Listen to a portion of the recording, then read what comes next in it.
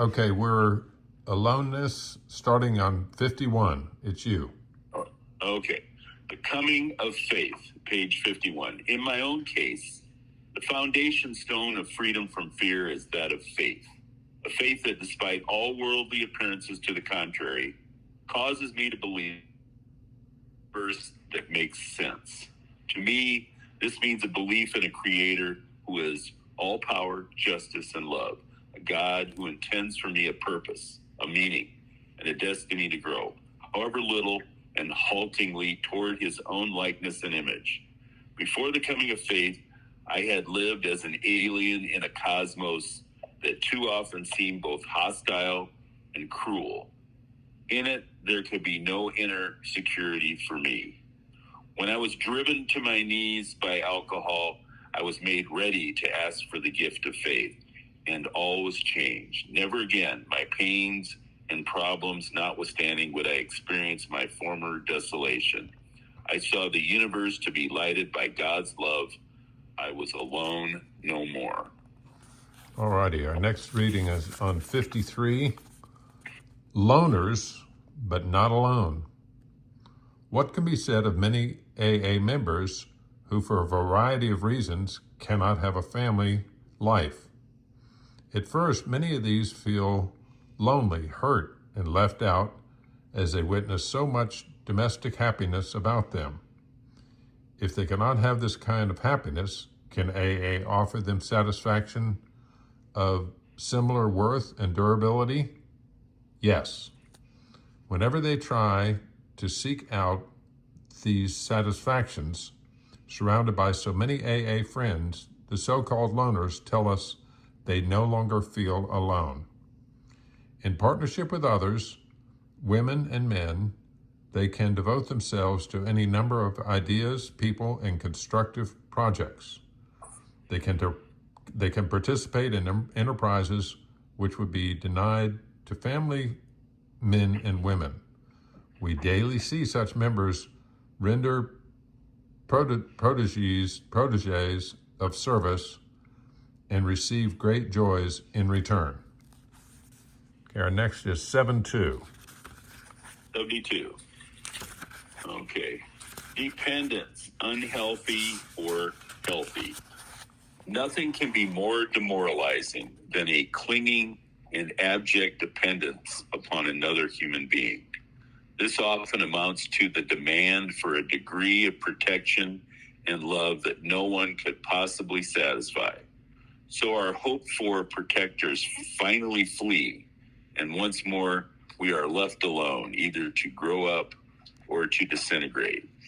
We discovered the best possible source of emotional stability to be God himself. We found that dependence upon his perfect justice, forgiveness, and love was healthy, and it would work where nothing else would. If we really depended upon God, we couldn't very well play God to our fellows, nor would we feel the urge to rely wholly on human protection and care. Excellent. Next one is on 90.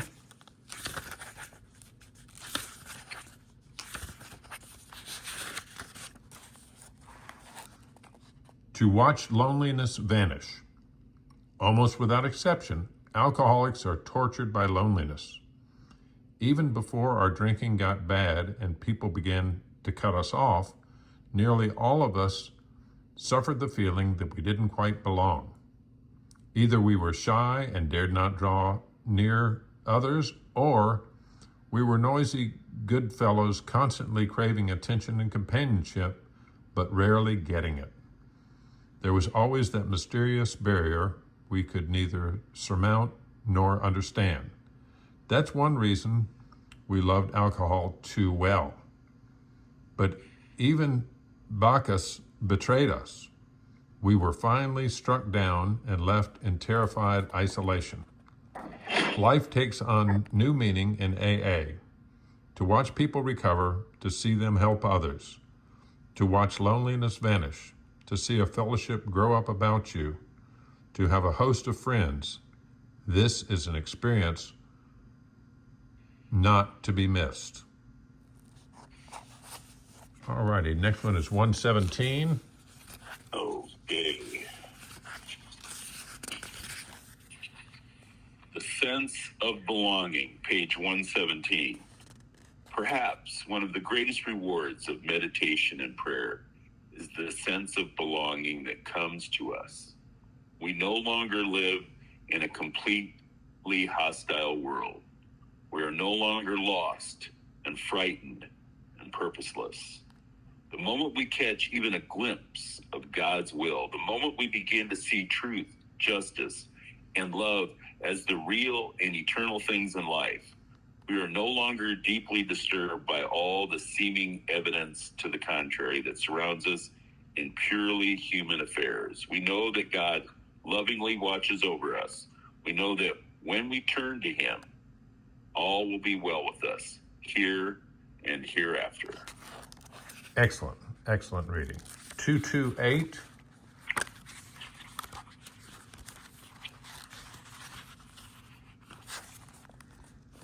The beginning of true kinship.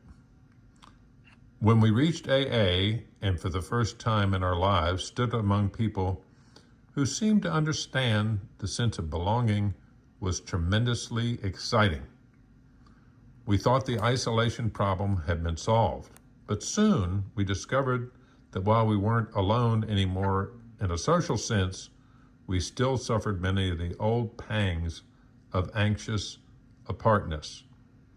Until we had talked with complete candor of our conflicts and had listened to someone else do the same thing, we still didn't belong. Step 5 was the answer. It was the beginning of true kinship with man and God. Our next reading is 252. 252. Alone no more, page 252. Alcoholism was a lonely business, even though we were surrounded by people who loved us. But when our self-will had driven everybody away and our isolation became complete, we commenced to play the big shot in cheap bar rooms. Failing even in this, we had to fare forth alone on the street to depend upon the charity of passers-by. We were trying to find emotional security either by dominating or by being dependent upon others. Even when our fortunes had not totally ebbed, we nevertheless found ourselves alone in the world. We still vainly tried to be secure by some unhealthy sort of domination or dependence. For those of us who are like that, AA has a very special meaning. In this fellowship, we begin to learn right relations with people who understand us. We don't have to be alone anymore. That was good. That was good. And 302. 302. Comradeship in peril. We AAs are like the passengers of a great liner, the moment after rescue from shipwreck, when camaraderie, joyousness, and democracy pervade the vessel from steerage to captain's table. Unlike the feelings of the ship's passengers, however, our joy and escape from disaster does not subside as we go our individual ways. The feeling of sharing in a common peril, relapse into alcoholism, continues to be an important element in the powerful cement which binds us of AA together. Our first woman alcoholic had been a patient of Dr. Harry Thibault's, and he had handed her a publication manuscript copy of the Big Book. The first reading made her rebellious, but the second convinced her. Presently, she came to a meeting held in our living room, and from there she returned to the sanitarium carrying this classic message to fellow patients: we aren't alone anymore.